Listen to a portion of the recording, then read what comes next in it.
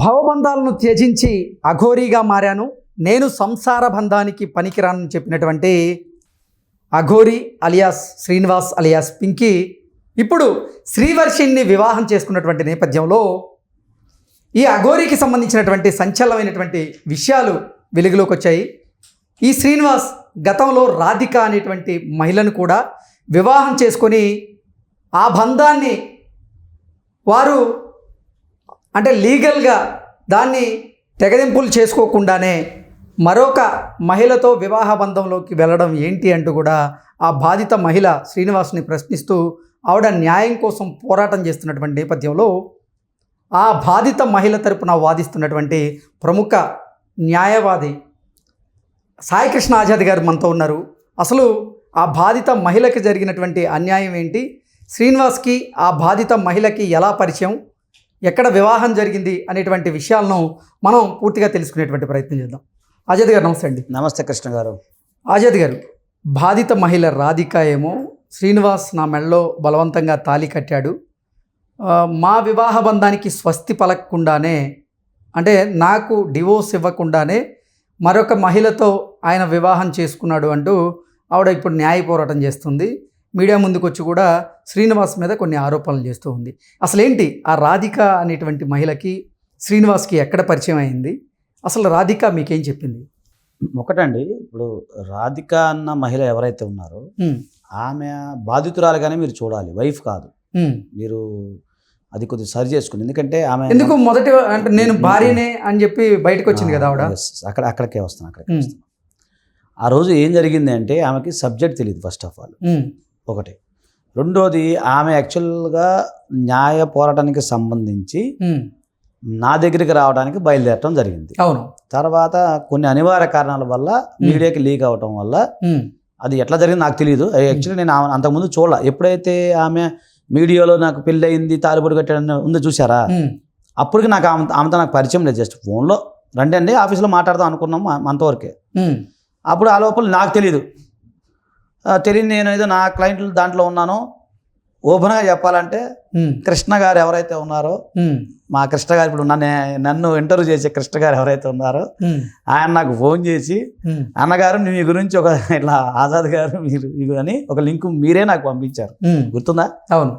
నేను షాకు, అదేంటి కృష్ణ ఏంది నాకు అర్థం కాక నేను ఓపెన్ చేసి చూస్తే నా పేరు వచ్చింది, వెళ్తున్నావా అని చెప్పి. నాకు అర్థం కాదు, మీరు నా దగ్గరికి వచ్చినప్పుడు మీడియా దగ్గరికి ఎందుకు వెళ్తారు కదా, అంతే కదా, నీ ద్వారా నాకు తెలిసింది కదా ఓపెన్ మాట్లాడుకుంటే.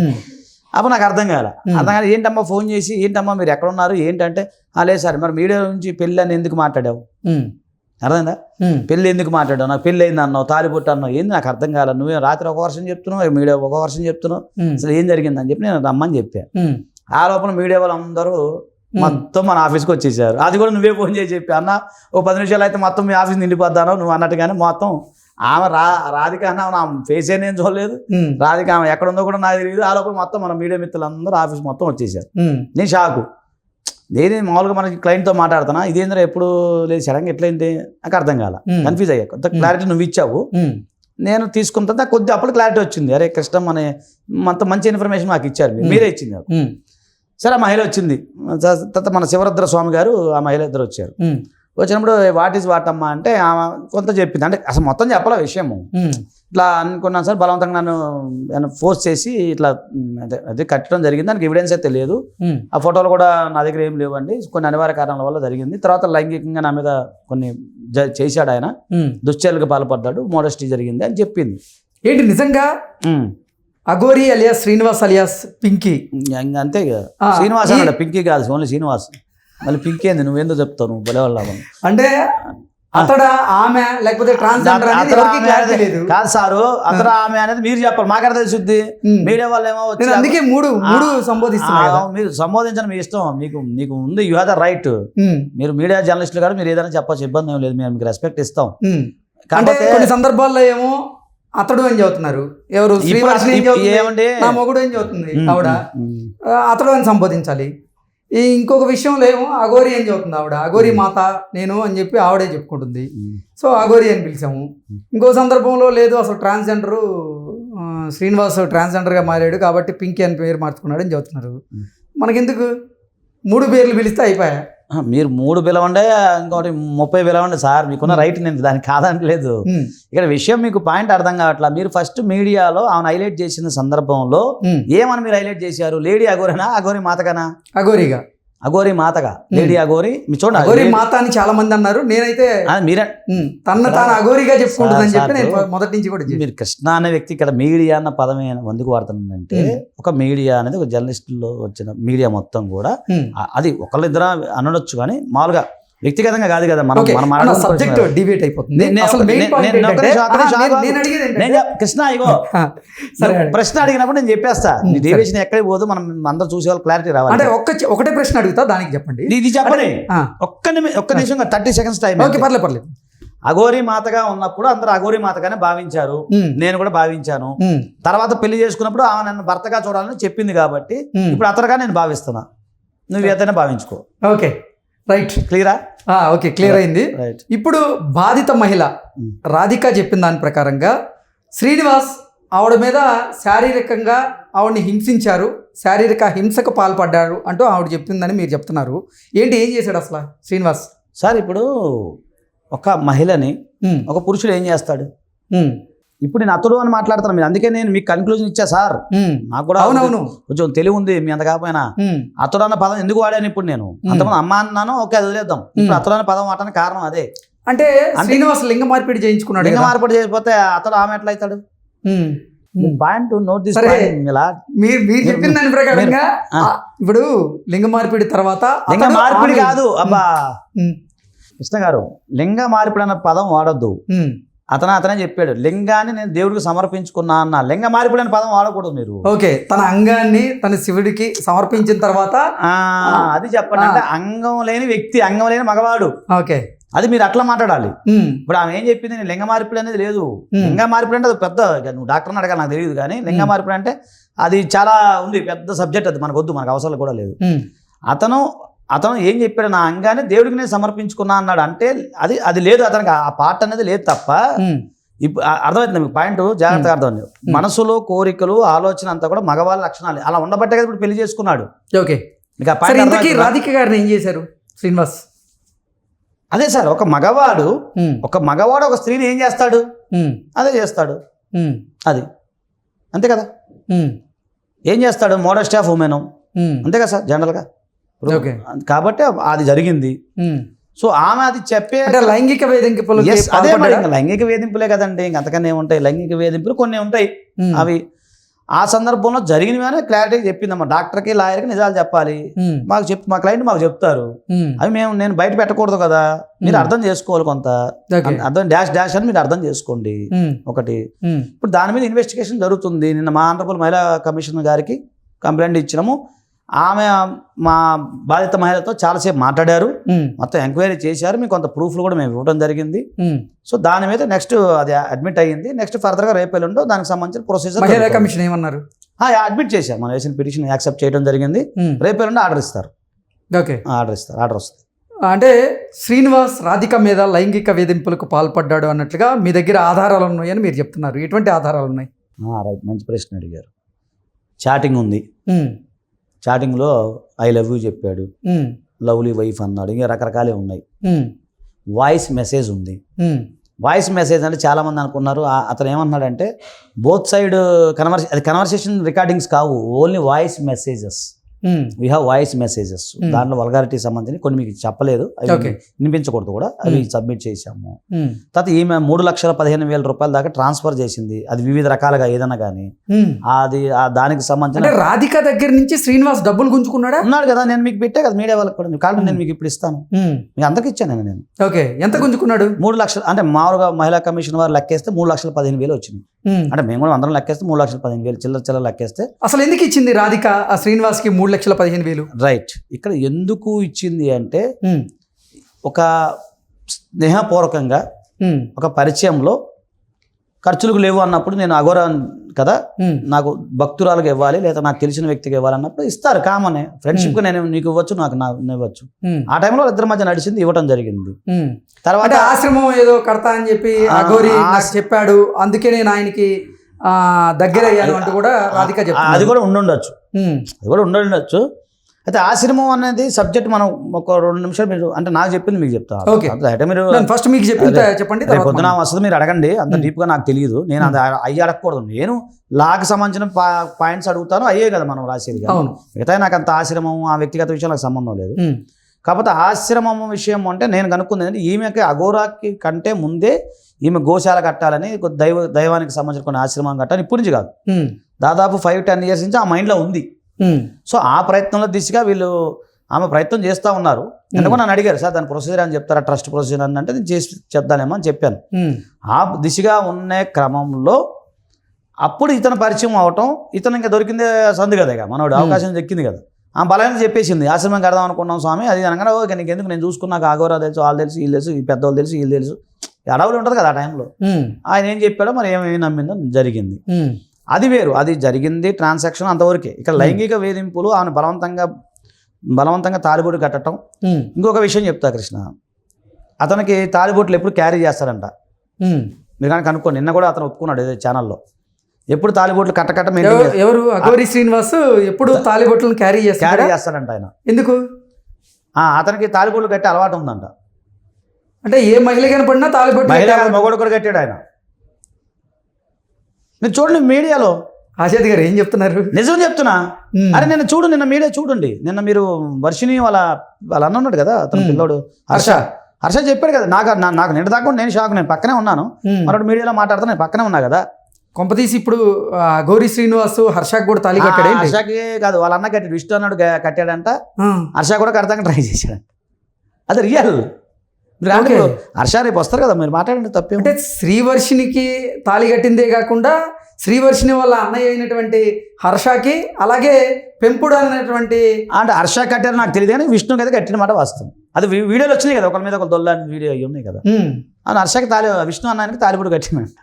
ఓకే, ఇదేంటిది మరి? అదే నేను చెప్పేది, నిన్న నాకు తెలియదు, నాకడ నేను షాక్ కదా. నిన్న పక్కన మీరు మీడియా కేవలం మహిళలకే కాదు పురుషులకు కూడా అఘోరి శ్రీనివాస్ అయితే తాలిబొట్టు కట్టేస్తున్నాడు. అది ఒక ఛానల్లో కూడా అతను ఒప్పుకున్నాడంట. అదే మన ఒక XYZ ఛానల్లో. అవును నేను కడతాను నేను అట్లా తాలిబొట్టు. చట్టపరంగా దీన్ని ఎలా చూడాలి అసలు?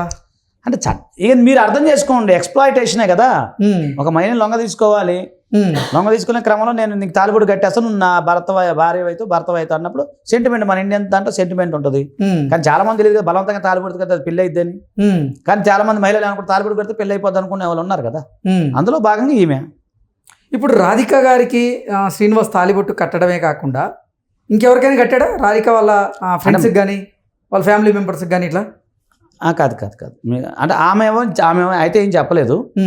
నాకు తెలిసి అయితే అంటే నిన్న నేను తెలుసుకున్న దాన్ని బట్టి రాధిక అన్న కట్టాడు ఒకటి, వర్షనికి 2 సార్లు 3 సార్లు కట్టాడు. అది పిల్లడు అని ఇతను ఇప్పుడు చెప్పే కదా, విష్ణు అన్న అబ్బాయికి అతనే కట్టాడు. 3 అయ్యారు ఇప్పుడు ఇక్కడ. అంటే 3 అంటే డబల్ వేసుకుని 5 లెక్క వేసుకోవాలా. మనకి ఎంతమంది కట్టాడో తెలియదు. ఎప్పుడు చేతుల్లో తాలిబొట్లు ఉంటాయంట, ఇప్పుడు ఎవరికనుకున్నా కట్టేసినట్టున్నాడు అని అంటున్నాడు. ఇప్పుడు శ్రీవర్షిని పెంపుడు అన్న అయినటువంటి విష్ణు గురించి మాట్లాడదాం. విష్ణు పురుషుడు కదా, మరి అఘోరితో తాగేలాగా కట్టించుకున్నాడు. అదేనండి, ఇప్పుడు అఘోరి ఏమంటదంటే దేవుడిది ఇది కట్టుకోవాలి, అర్థమవుతుందా? కంకణం మనం కట్టుకుంటాం కదా, కంకణం ఇప్పుడు పెళ్లికి వెళ్తాము, పసుపు కంకణం కట్టుకుంటాం కదా, ఊళ్ళలో మనకి వెళ్ళినప్పుడు అది కడతారు కదా, అది తమలపాకు ఏదో పెట్టేసి మనం ఏదైనా పూజా కార్యక్రమం మనకి కంకణం కట్టినట్టుగా అఘోరి తాలిబొట్టు కడితే మనం అది కంకణం అనుకుంటారు. అక్కడ సిస్టమ్ నార్త్ ఇండియాలో అట్లా ఉంటుందేమో అనుకుని ఆయన కట్టించుకున్నాడు. అయ్యో కదా, మీకు అట్లా పాయింట్. నార్త్ ఇండియన్ సిస్టమ్ మనకు తెలియదు కదా. ఇప్పుడు నార్త్ ఇండియన్ ఎలా ఉంటుంది, మనం ఎక్కడ చెప్పులు వేసుకుని డైరెక్ట్గా వెళ్తానికి లేదు, బయట చెప్పులు ఇచ్చి వెళ్తాం. నార్త్ ఇండియన్ అట్లా ఉండదు, విత్ చెప్పులతో మనం వెళ్ళిపోవచ్చు లోపలికి. నేను చాలా మంది ఫ్రెండ్స్ ఇంటికి వెళ్ళినప్పుడు అక్కర్లేదు, ఇక్కడ అలా సిస్టమేన్స్ ఉండే వచ్చేయని అంటారు. మనం అట్లా కొన్ని డిఫరెంట్ ఉంటుంది కదా, ఆ కల్చర్ మనకు తెలియదు కదా. సో అట్లా అనుకుంటే ఏమో మెడగట్టుకోవాలి దానికే ఉంటుంది. ఓకే, నేను కూడా నమ్ముతా ఆ విషయం. వచ్చే అదే దగ్గర నీకు చేతికి కదా మెడగట్ట అంటే ఏముంది అని అనుకుంటాం. అంటే అక్కడ మనకి వేరే ఆలోచన రాదు కదా, దైవత్వము దేవుడు అన్న ఆలోచన వస్తుంది. కానీ ఇతను మగోడా, ఇప్పుడు కృష్ణ వచ్చిన తాలిబొట్టు కడితే ఏందన్నా అంటాం మామూలుగా. అయితే అలా అఘోరి వచ్చిన దేవుడిని అంటే కట్టని స్వామి అంటాం, అది కామనే కదా. ఆ ఉద్దేశంతో అట్లా కట్టానని ఆమె చెప్తుంది. ఓకే, ఇప్పుడు శ్రీనివాస్ రాధిక మెల్లో తాలిబొట్టు వేశాడు కదా, తాలిబొట్టు కట్టాడు కదా, రాధిక ఇష్ట ప్రకారంగానే శ్రీనివాస్ రాధిక మెల్లో తాలి కట్టాడా, లేదంటే ఏం జరిగింది అసలు? ఫోర్స్ఫుల్గా జరిగింది సార్, అది ఫోర్స్ఫుల్గానే జరిగింది. అంటే రాధికకి ఇష్టం లేదా? ఇష్టం లేదు కదా, ఏ మహిళ తొందరగా ఇష్టపడుతుందా? అయితే కొన్ని బెదిరించాడు, నేను చంపుతాము, నా దగ్గర అది ఉంది, ఇది ఉంది, తలవారు ఉంది, కత్తి ఉందని. తర్వాత మొన్న కూడా అన్నాడు కదా, వేరే దాంట్లో కూడా పెద్ద కత్తులు ఉన్నాయి కదా ఆయన దగ్గర, తీస్తారు కదా, మీరు చూశారు కదా లైవ్లో. రాధికని బెదిరించి బలవంతంగా రాధిక మెడలో శ్రీనివాస్ తాళి కట్టాడా? ఎస్, అదే కదా మనం చెప్పేది.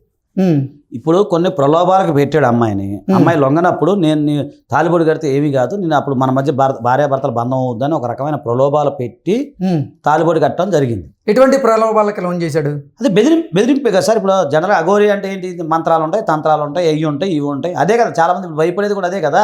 ఇప్పుడు అఘోరిని ఎవరు కూడా టచ్ చేయడానికి కూడా భయపడకపోవడానికి కారణం ఏంటి? అదే మంత్రాలు ఉన్నాయేమో, అవి ఉన్నాయేమో అని చెప్పి. నేను శివరుద్ర స్వామి గారు ఏం చెప్పారు, ఆ మంత్రాలు రావు, యంత్రాలు రావు, ఏమి రావు నాయన, మీరు ఎవరు భయపడమాకనా అని డైరెక్ట్గా చెప్పాడు ఆయన.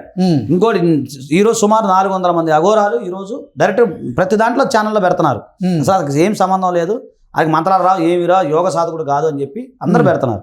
సో ఆ భయం కావచ్చుగా, మనిషికి అన్నది ఏదో భయం ఉంటుంది కదా. దేవుడి భక్తి అని ఉండాలి, దైవం భక్తి అని ఉండాలి కదా సార్. ఇప్పుడు అదే అంటే సహజంగా రెంట్లు ఏదో భయం ఉంటుంది కదా మనకి. దైవ భయం అని ఉంటుంది, దయ్యం భయం అని ఉంటుంది కాదు. కాబట్టి ఆ రకమైన ప్రలోభాలకు కొంత గురైంది. ఇదంతా కొంత ఇన్వెస్టిగేషన్ జరగాలి. నెక్స్ట్ ఇంకా ఫర్దర్ ఒక రోజులో కాదు కదా సార్, ఇది మొత్తం లోతుగా తవ్వాలి కదా. దీని మీద మరి ప్రభుత్వం ఆ యాక్షన్ తీసుకుని లోతుగా తవ్వితే కానీ ఇంకా బయటకు వస్తాయి అతను చేసిన అఘోరాలు. ఒకటి కాదు కదా, 10 లక్షల రూపాయలు ఒక అమ్మాయి మోసం. అంటే ఇప్పుడు మీ క్లయింట్ అయినటువంటి రాధిక గారు శ్రీనివాస్ మీద ఎటువంటి అలిగేషన్స్ చేస్తున్నారు? అసలు ఆవిడ డిమాండ్ ఏంటి? ఇప్పుడు డిమాండ్ ఒకటేనండి, చట్టపరంగా శిక్షించాలి. పబ్లిక్లోకి తీసుకొచ్చాడు గుట్టుగా ఉన్న మహిళని. తర్వాత మహిళ పైన అనేక రకాల దాడులు జరిగినాయి, లైంగిక దాడులు ఏదైనా కానీ జరిగినాయి. ఎక్స్ప్లాయిటేషన్ జరిగింది, ఆర్థిక పరంగా జరిగింది, సామాజికంగా జరిగింది. ఇప్పుడు వాళ్ళంతా పాప అమ్మాయి పొద్దున ఫోన్ చేసి ఏడుస్తుంది, సార్ నేను గుట్టుగా ఉండేవాళ్ళం, ఇట్లా బయటపడేసాడు, ఇటు వల్ల బయటపడ్డాను, అందరు వచ్చి మా ఊర్లో అందరు తిడుతున్నారు అన్నట్టుగా మాట్లాడింది. ఏదో నువ్వు చేసింది కరెక్ట్, 10 మంది మనకు అనవసరం లేదు. సో నేను వస్తాను రేపు సండే రోజు, నేను అదే చెప్పాను, నేను సండే రోజు వస్తాను అంటే మన మిత్రులు కూడా వస్తారు అవసరమైతే, అందరూ మీకు అందరికి ఎక్స్ప్లెయిన్ చేస్తాం. ఊళ్ళో ఎట్లా ఉంటుంది కృష్ణ, ఇప్పుడు మనం కూడా ఊరి నుంచి వచ్చిన వాళ్ళం, ఇంత జరగగానే దానికి ఎంత అల్లుతారు. సహజంగా గ్రామీణ ప్రాంతంలో అక్కడి నుంచి వచ్చిన వాళ్ళమే కదా మన అందరం, గ్రామీణ నేపథ్యం ఉన్నప్పుడు ఇంత అంటే ఇంత అంటారు. సో వాళ్ళందరికీ మనం ఎక్స్ప్లెయిన్ చేయాలి. అందుకే అమ్మాయి కొంచెం మీడియా ముందు రావడానికి భయపడటానికి కారణం అదే. అందులో జీవితంలో ఫస్ట్ మొట్టమొదటిసారిగా విలేజ్ నుంచి వచ్చిన వాళ్ళు సడన్గా ఎన్ని ఛానల్స్ చూసారు, వాళ్ళకి భయం ఉంటుంది కదా, అలా కాదు కదా. కొంచెం మనం కూడా, నేను కూడా బిల్డింగ్ ఉంటే తన డబ్బులు తన శ్రీనివాస్ మీద ఖర్చు పెట్టినటువంటి 3,15,000 ఏదైతే ఉన్నాయో వాటిని వెనక్కి ఇప్పించండి అంటూ డిమాండ్ చేస్తున్నారు, లేదంటే అసలు తనకి న్యాయం చేయాలి? అసలు డబ్బుల గురించి అనట్లేదండి, డబ్బులు అనేది కాదు, ఇలా తీసుకున్నాడు ఎందుకు డబ్బుల గురించి సబ్జెక్ట్ నేను చెప్పండి. అక్కడ 10 లక్షల రూపాయలు తీసుకున్నాడు కదా ఒక లేడీ దగ్గర, అలాగే ఈమె దగ్గర తీసుకున్నాడు చెప్పడం మా ఉద్దేశం తప్ప, ఆమెకి డబ్బులు అనేది పక్కన పెడితే న్యాయం జరగాలి, ఇంకో మహిళకి ఇలాంటివి జరగకూడదు, చట్టపరంగా ప్రభుత్వం చర్యలు తీసుకోవాలి, అదే అని చెప్పేది. రాధిక గారు శ్రీనివాస్తో ఎలా మాట్లాడేది అసలు? అది మీరు విన్నారు కదా, వాయిస్ మెసేజ్లు మీకు వదిలేరు కదా, పబ్లిక్ లో వదిలేరు కదా. వారి మధ్య ఎటువంటి సత్సంబంధాలు లేవా? ఎప్పుడండి? అప్పుడా మీరు అనేది? ఎప్పుడైనా. ఇప్పుడు ఎందుకుంటాయి? ఇప్పుడు లేవు కదా. ఇప్పుడు కాదు, ఎప్పుడైనా. అప్పుడు సత్సంబంధాలు ఉండబట్టే కదా, అప్పుడు సత్సంబంధాలు ఉండబట్టి. అంటే బలవంతంగా తాళి కట్టాడు శ్రీనివాస్ అని చెప్తున్నారు. బలవంతంగా తాళి కట్టడానికి ముందు జరిగింది సత్సంబాలు ఉంటేనే కదా ఆమె అతనికి అట్రాక్ట్ అయ్యేది. స్టార్టింగ్ లోనే అతను నేను తాలిబొడి కడతా అంటే వస్తుందా? అర్థమైందా సార్? ఇప్పుడు ఒక వ్యక్తి మనకు పరిచయం అవుతాడు, ఎప్పుడు క్లోజ్ అవుతాడు? మనకి మనం మాట్లాడుకుంటేనే కదా క్లోజ్ అయ్యేది, ఒకరికొకరు కన్వర్సేషన్, ఒక మనసు ఇచ్చి పుచ్చుకుంటేనే కదా, అంతే కదా సార్. తర్వాత కదా ఏదైనా జరిగేది. ఇప్పుడు మనిషిని ఎట్లా నమ్ముతారు? స్టార్టింగ్ లోనే తొలి రోజే ఎవరు చేయరు కదా. సో ఆ విధంగా అఘోరి శ్రీనివాస్ తో రాధిక తిరుగుతూ ఉన్నప్పుడు వాళ్ళ కుటుంబ సభ్యులు హెచ్చరించేటువంటి ప్రయత్నం చేయలేదా? లేదు, వాళ్ళు తిరుగుటం కాదండి, దైవ కార్యం కోసం ఈమె రావడం జరిగింది. వాళ్ళ మామయ్య గారు, వాళ్ళ అన్నయ్య, వీళ్ళంతా కూడా ఈ ఆశ్రమం విషయంలోనే డిస్కషన్ జరిగింది. దాన్ని అతను మామూలుగా తనకు అనుకూలంగా మలుచుకున్నాడు, అది జరిగింది కదా. అయితే అది మీరు అక్కడ నోట్ దిస్. అది ఓకే. సో ఫైనల్ గా అసలు రాధిక గారు ఏమంటున్నారు? ఒకసారి ఏమా భోంచేసావు నాన్న? ఓకే నాన్న, ఓకే. ఇప్పుడు జనరల్గా ఏంటంటే మన డిమాండ్ ఇప్పుడు అతన్ని శిక్షించడమే కదా కావాల్సింది. శిక్షించడమే చట్టపరంగా అదే కదా మనం అనుకున్నది, నిన్న రాసింది అదే కదా. అవును సార్. సర్లే, ఓకే. ఒక 2 నిమిషాలు ఆగి నేను బయటకు వచ్చేస్తా. ఆమె డిమాండ్ ఏంటంటే చట్టపరంగా శిక్ష పడాలి, ఇంకొక మహిళకి ఎవరికి అన్యాయం జరగకూడదు. ఓకే. ఇప్పుడు శ్రీవర్షిని తల్లిదండ్రుల విషయం, వారి అన్నయ్య విషయానికి వస్తే, వారు మిమ్మల్ని మీ దగ్గరికి రావడం జరిగింది, మిమ్మల్ని ఆశ్రయించడం జరిగింది, వచ్చారు. మన ఫస్ట్ సార్ అపాయింట్మెంట్ ఇవ్వలేదు. వాళ్ళు ఏమంటున్నారు ఇప్పుడు వివాహం మీద? నిన్న మాట్లాడారు కదా, నిన్న ఇచ్చినాం, అది కూడా కంప్లైంట్ ఇచ్చాంగా. ఉమ్, అది కూడా కంప్లైంట్ వెళ్ళింది, మహిళా కమిషన్ వారి దృష్టికి వెళ్ళింది, అది కూడా నడుస్తుంది. రేపేలా నోటీసులు వెళ్తాయి. ఉమ్, దానికి కొంత ఎవిడెన్స్ అడిగారు, యాక్చువల్ సబ్మిట్ చేయాలి. దాన్ని ఓకే. సబ్మిట్ చేస్తే అది నోటీసులు వెళ్తాయి. వాళ్ళ తల్లిదండ్రులు కానీ వాళ్ళ అన్నయ్య కానీ అసలు మీకు ఏం చెప్పారు? అదే వాళ్ళు ఏమంటున్నారంటే ఫస్ట్ కానీ అదే అంటున్నారండి, మా కూతురు మాకు తీసుకొచ్చి ఇవ్వాలి, వాళ్ళు ఎడిపోతే మాకెందుకు, ఉమ్, దానికి ఏదైనా చట్టపరంగా ఉంటే చర్యలు తీసుకోవచ్చు. ఉమ్, మా అమ్మాయి అయితే మాకు కావాలని ఏడుస్తున్నారు వాళ్ళు, అంతే. వాళ్ళ డిమాండ్ అదే ఉంది. ఓకే. తప్పే కదా, పెళ్లి కనిపించిన కూతుర్ని తీసుకెళ్ళిపోతే. ఉమ్, సరే ఎవరో ఒకరు వివాహం చేసుకుంటే పర్లేదు, ఉమ్, పోయి అతను చేసుకుంది, రేపొద్దున 10 మందిలో ఏం ఉండాలి, ఏం చేయాలి, ఉమ్, మా కూతురు మా కళ్ళ ముందు ఉంటే బాగలేదు, ఆమెకు కూడా మానసిక స్థితి బాగాలేదు అని చెప్పి మానస అని చెప్పి ఉమ్. మన గుంటూరులో వైద్యశాలకు తీసుకెళ్లారు వాళ్ళు. అంటే శ్రీవర్షిని అది కూడా తల్లిదండ్రులు ఏం ఉంది. చెప్తున్నారంటే ఆ శ్రీవర్షిని శ్రీనివాస్ లోబరుచుకున్నాడు, Yes, అది వశీకరణం చేశాడు, మరుగుమందు పెట్టాడు, అందుకే శ్రీవర్షిని కూడా అఘోరియే కావాలని కోరుకుంటుంది, నా బిడ్డని కాపాడండి అంటూ వాళ్ళ తల్లిదండ్రులు ఇద్దరు కూడా మాట్లాడడం జరుగుతుంది. అవును. ఏంటి దీన్ని ఎలా చూడాలి? అంటే వాళ్ళు దాన్ని సైంటిఫిక్గా మనం ఊళ్ళలో ఏమో ఇది మందు పెట్టాడు అంటారు, సైంటిఫిక్గా రీజన్ కాదు. ఉమ్, ఆ మెడికల్ సర్టిఫికేట్ బ్యాక్ సైడ్ ఆ డాక్టర్ గారు ఏదో రాశారు, ఇట్లా డ్రగ్స్ తీసుకున్నట్టు లేదా మొత్తానికి మత్తు మందుకి తగినట్టుగా ఉమ్, ఉన్నట్టుగా అని చెప్పి రాశారు అని చెప్పి అతను చూపించాను నిన్న. అది మెడికల్ టైంలో అది మనకు అర్థం కాదుగా, మీ కానీ నేను అది పెడతాను చూడండి. ఉమ్, తర్వాత నిన్న ఆ పిల్లోడు ఉన్నాడు కదా, అలా అన్నయ్య చెప్పడం ఏంటంటే వీళ్ళు వెళ్ళి అమ్మాయిని తీసుకొచ్చేటప్పుడు అమ్మాయి దగ్గర ఆల్కహాల్ వాసన వచ్చింది, ఉమ్, అంతా బాగా ఆల్కహాల్ అంతా స్మెల్ వచ్చేది, ఉమ్. ఓ అలా ఎడిక్ట్ చేయించాడా ఏంటి అనేది నాకు తెలియదు అని చెప్పి నేను అంటే చెప్పాను. శ్రీవర్షిని శ్రీనివాస్తో ఎప్పుడైతే సన్నిహితంగా మెలుగుతుందో అప్పటి నుంచే ఆల్కహాల్ అలవాటు చేసుకుందా, లేకపోతే గతంలో కూడా ఆవిడకి లేదు, అప్పటి నుంచి అంటున్నాడు కదా అలా అన్నయ్య, ఉమ్, అప్పటి నుంచి అన్నాడు ఆయన. ఓకే. ఆయన చెప్పింది అయితే అది. కేవలం శ్రీవర్షిని ఆల్కహాల్ మాత్రమే తీసుకుంటుందా, లేదంటే డ్రగ్స్ కూడా అదే తీసుకుంటుందా? డౌట్, వీళ్ళు డౌట్ అదే. నిన్న కూడా మహిళా కమిషన్ వారి ముందు కూడా అదే దృష్టికి తీసుకెళ్ళాము. ఉమ్. దాని మీద ఎంక్వైరీ నడుస్తుంది తప్ప ఏం చెప్తారని చూడాలి. ఓకే. ఫైనల్గా శ్రీవర్షిని తల్లిదండ్రులు కానీ వాళ్ళ అన్న డిమాండ్ ఏంటి? అదేనండి, ఆ అమ్మాయి అక్కడికి రావాలి, ఇదివరకులాగా వాళ్ళ జీవితాన్ని కొనసాగించాలి, ఉమ్, అలా అమ్మాయి కళ్ళ ముందు ఉండాలి. ఉమ్, సరే, తర్వాత మిగతా చట్టపరంగా ఉంటే చట్టపరంగా చర్యలు తీసుకోవచ్చు. ఓకే. అసలు అఘోరీగా మారేటప్పుడు భవబంధాలన్నింటినీ కూడా అంతే, త్యజిస్తారు. అది మీరే చెప్పాలి, నాకు ఎట్లా తెలుసు సార్? సంసార బంధానికి అసలు సంబంధం ఉండదు వారికి. మరి ఇప్పుడు ఇట్లా చేస్తే ఏమన్నా తనని తాను అఘోరీగా చెప్పుకుంటున్నారు శ్రీనివాసు. కానీ శ్రీవర్షిని 3 సార్లు వివాహం చేసుకున్నారు. మీ క్లయింట్ అయినటువంటి రాధిక గారిని బలవంతంగా ఆవిడ మెడలో తాళి కట్టి వివాహం చేసుకున్నాడు. అలాగే విష్ణుకు కూడా మెడలో తాళి కట్టాడు. Yes, అంటే ఇన్ని చేస్తా ఉన్నాడు కదా, మరి అతని మీద ఇంకా మీరు లీగల్ యాక్షన్? కృష్ణ గారు, ఇప్పుడు మీరు కూడా మీ దగ్గర ఒకటి వీడియో చూశాను నేను, మీ దగ్గర 11 మంది దాకా ఉన్నారని చెప్పి ఒకటి ఉంది. అంటే ఆయన మా ఛానల్కి ఇచ్చిన ఒక ఇంటర్వ్యూలో శ్రీవర్షినితో పాటుగా మరో 11 మంది శిష్యురాళ్ళు కూడా నాకు ఉన్నారు, నా దగ్గర సాధన నేర్చుకునేందుకు వాళ్ళు. అదే సాధన అంటే ఇదే సాధన. ఏం సాధన మీరు చెప్పేది? ఇదేనా సాధన అంటే? ఈ సాధన నేర్చుకున్న 11 మంది ఉన్నారు మీరు చెప్తున్నారు, మీ ఛానల్ చూశాను నేను. అదే మరి దాన్ని బట్టి మీరు అర్థం చేసుకోండి. అంటే 11 మందిని వివాహం చేసుకుంటాడనా మీరు అనేది? Maybe or may not be. మీకు జరిగినప్పుడు జరగడానికి గ్యారంటీ ఏమైనా ఉందా? ఓకే. మరి అది మీరే దాన్ని ప్రశ్నించాలా. మరి ఇంతమందిని ఇబ్బంది పెడుతున్నటువంటి ఈ అఘోరి లేదా శ్రీనివాస్ని అసలు ఎటువంటి చర్యలు తీసుకోవాలి ఆయన మీద? ప్రభుత్వం చర్యలు తీసుకోవాలి సార్. ఇప్పుడు లాయర్గా నేనేం చేస్తా? చట్టపరంగా చర్యలు లేదా? అదే ప్రభుత్వం వారే దీని మీద ఎంక్వైరీ చేయాలి. ఒకటి మీకు విషయం చెప్పినా, ఒక పోలీస్ ఆఫీసర్ని బూతులు తిడుతుంది. ఆ వీడియో ఉంది కదా, పోలీస్ ఆఫీసర్ని XYZ అని అసలు బండ బూతులు ఎల్ మీద తిట్టింది. మరి ఇప్పుడు ప్రభుత్వం మనం ఒక అధికారి మీద తిరగబడితే, పోలీసు అధికారి మీద నేను కామన్ మ్యాన్గా తిరగబడితే నా మీద కేసు పెట్టరా పోలీసు వాళ్ళు? పెడతారు కదా. అవును. మరి ఇప్పుడు ఏమైనా ఎందుకు పెట్టలా? ఇంకోటి చెప్తా. ఇప్పుడు మాది విజయవాడ కిష్టలంక, మాకును మంగళగిరికి 4-5 కిలోమీటర్లు. మీకు తెలియదు ఏముంది, మా అవతల పక్క అది ఇద్దరు పక్క ఇది మేము ఉండేది.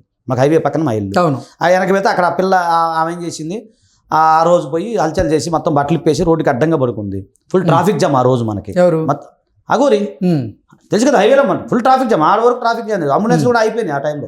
ఆ పిల్ల అనగానే మళ్ళీ డౌట్ వచ్చింది. ఆ పిల్ల ఇక్కడికి వస్తున్నాను అక్కడ ఆ పిల్ల అనే పదం ఇప్పుడు మీకు కలుపుతాను. ఆ టైంలో పోలీసు వారు ఏం చేశారు, బట్టలు ఎవరైనా కప్పండి ఈ పిల్ల అనేది వర్షిని, మన భాషలో జనరల్ పిల్ల అంటాం కదా, ఈ వర్షిని అన్న పిల్ల వెళ్ళి ఆమెకు బట్ట ఇవ్వడం జరిగింది. జరిగినప్పుడు అక్కడ ఆమె బయటకు వచ్చేసింది అనమాట. అప్పుడు దాకా పోలీసు వాళ్ళు ఆమె ఇబ్బంది పెట్టింది. Note this point. అప్పుడు దాకా పోలీసు వాళ్ళని ఇబ్బంది పెట్టింది. ఇబ్బంది పెట్టి ఆ ట్రాఫిక్ అడ్డంగా కూర్చుంది. పోలీసు వాళ్ళని తిట్టింది. మీరు చూసారు కదా వీడియోలు ఎన్ని ఉన్నాయి. పోలీసులు బలవంతంగా ఈడ్చుకెళ్ళి వెహికల్ వేశారు. సో ఇది జరిగినప్పుడు మరి పోలీసు అధికారులు కూడా ఇమీడియట్ సుమోటోగా కేసు నమోదు చేయాలి కదా. ఇప్పుడు మీరు నేను పోయి ధర్నా చేస్తే ఇమీడియట్ అరెస్ట్ చేసి లోపలేస్తారు మనల్ని. ఇది కూడా చేయాలి కదా, చట్టాలకు అతీతం ఎవరు కాదు కదా. సో ఈ 2-3 కేసులు కూడా కలపాలని నేను అంటున్నాను. ఓకే.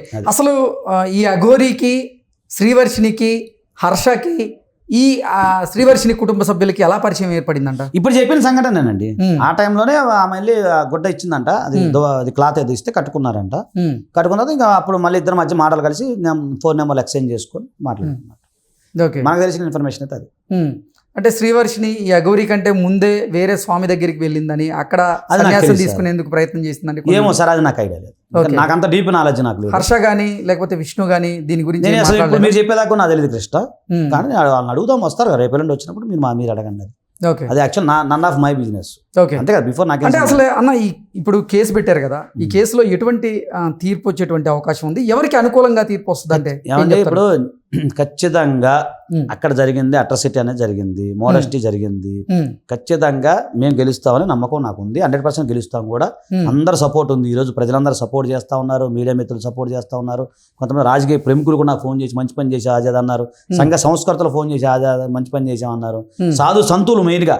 ఉమ్. యాక్చువల్గా ఒక గారు ఉంది, సాధు సంతులు రావాలి కదా, ఉమ్. మరి వాళ్ళు కూడా సపోర్ట్ చేస్తూ ఉన్నారు. ఉమ్. ఈరోజు ట్రాన్స్జెండర్స్ వాళ్ళు చక్కగా సార్ ఆజాద్ గారు మీరు అని చెప్పి మనకి సపోర్ట్ చేస్తూ ఉన్నారు. ఉమ్. సంఘంలో ఎవరు వ్యతిరేకించట్లా. ఉమ్. ఎందుకు ఇప్పుడు మీ సార్ పెద్ద సార్ వచ్చి కూడా అదే ఏమన్నారు, మీ ముందే అన్నారు కదా. ఉమ్. మీ సిఎస్ రావు గారు ఏమన్నారు, ఉమ్. అన్నారా లేదా? మరి ఎక్కడికి వెళ్ళినా కూడా ప్రస్తుతం అందరూ మనకు అనుకూలంగానే ఉన్నారు. ఓకే. ఎందుకు? న్యాయం మన పైన ఉంది కాబట్టి, మన తరపున ఉంది కాబట్టి, న్యాయం కోసం ఆజాద్ ఎప్పుడు పోరాడతాడు కాబట్టి. మీకు తెలియదు ఏముంది కృష్ణ, ఉమ్. ఇప్పుడు ఇన్ని సంవత్సరాలు మాట చూస్తున్నాం, ఎప్పుడు కూడా న్యాయం కోసం, ప్రజల కోసం, ప్రజా సమస్యల మీద సంఘం కోసం పోరాడే వ్యక్తి నేను. చిన్నప్పటి నుంచి ఇప్పుడు కాదు, నా ఎస్ఎఫ్ఐ లీడర్ నుంచి, స్టూడెంట్ లీడర్ నుంచి పోరాడుతూనే ఉన్నాం. ఉమ్. భవానీ అఘోరి రాజేష్ శ్రీనివాస్కి వ్యతిరేకంగా మీ దగ్గర సాక్ష్యాధారాలు ఉన్నాయన్నారు కదా, అది మరి ఇప్పుడు బయట పెడతారు? మీ కార్డు ఇప్పుడే ఇస్తాను, దానికేముంది. ఓకే. ఒకసారి మనం చూపిద్దాం మన కెమెరాకి, ఒకసారి తీయండి అన్న. అంటే ఏ సాక్ష్యాధారాలు మీరు అనేది? అంటే మనీ కొట్టిని కానీ మనీ కొట్టిన ఇస్తాను, ఇంకేం కావాలి? వాళ్ళిద్దరి మధ్య జరిగిన అది మాత్రం ఒక్క రోజు నాకు టైం ఇవ్వండి. ఓకే. ఇప్పుడు వాళ్ళ పరిశీలనలో ఉన్నాయి, కమిషనర్ వాళ్ళ పరిశీలనలో ఉన్నాయి. ఓకే. అది కొంచెం దయచేసి ఏమనుకోవద్దు, పరిశీలన అయిన తర్వాత నేను మీకు ఇస్తాను. ఓకే. ఇంకేం కావాలి మీకు? ఇంకా అంటే మీ దగ్గర ఎటువంటి ట్రాన్సాక్షన్స్ ఐడి ఉంది, చాటింగ్ కూడా అది రేపు మీ కాలంటే రేపు అది పరిశీలన నడుస్తుంది. అది అవగానే అది మీకు ఇస్తాను. అసలు మీ దగ్గర నిజంగా ఆధారాలు ఉన్నాయా? ఎటువంటి ఆధారాలు ఉన్నాయి? అదేంటన్నా కృష్ణ, ఆధారాలు ఉండబట్టే నిన్న కమిషనర్ గారు అన్నీ మాట్లాడి 2 గంటల సేపు మాట్లాడి పిటిషన్ స్వీకరించడం జరిగింది. ఓకే. ఇది వేగ్ పిటిషన్ అయితే అప్పుడే రిజెక్ట్ చేసేస్తారు కదా, మీరు అది పాయింట్ అర్థం చేసుకోండి. కాబట్టి అయినా మీడియా ముందు కొన్ని చూపించగలిగితే కొన్ని చూపించలేము. మీకు కావాలంటే అక్కడ నెంబర్ అయ్యి అంతా మనకి ఓకే అయిన తర్వాత మీకు నేను అది ఒకటి సర్టిఫికేట్ కాపీస్ తీసుకొచ్చి మీకు ఇస్తాను. ఓకే. ఇబ్బంది ఏం లేదు. ట్రాన్సాక్షన్ అయితే నేను మీకు పెడతాను, మీరు చూపించుకోండి. ఓకే. ఓకే అన్న, థ్యాంక్ యూ సో మచ్.